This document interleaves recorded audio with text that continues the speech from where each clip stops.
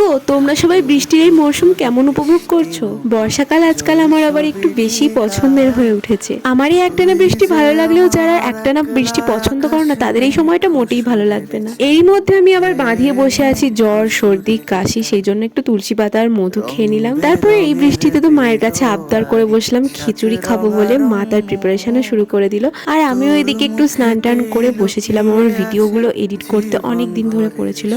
এত সুন্দর ওয়েদারে দুপুরবেলা একটু খেয়ে দিয়ে ঘুমবো না তা কি হয়? সন্ধ্যাবেলা তো মাথায় ভূত চাপলো যে রাত্রে নাকি ধোকার ডালনা খাবো। আমার মায়ের হাতে সব রান্না ভালো লাগলেও তার মধ্যে এটা কিন্তু একটা অন্যতম পছন্দের খাবার। তাই মাকে একটু হেল্প করতেও চলে এলাম, আর আমি এক কাপ গরম গরম চা বানিয়ে নিলাম। তবে এগুলো ভাজা হওয়ার পর চায়ের সাথে খেতে কিন্তু আমার অসাধারণ লাগে। এদিকে তো বৃষ্টি থামার কোনো নামই নেই, আর তোমাদের তো বললাম যে আমার একটু সর্দি জ্বর হয়েছে, তাই জন্য রাতে খাওয়ার পর অনেকগুলো ওষুধ থাকে। দেখা হচ্ছে পরের একটা মিনি ব্লগে। আজকের মতো বাই।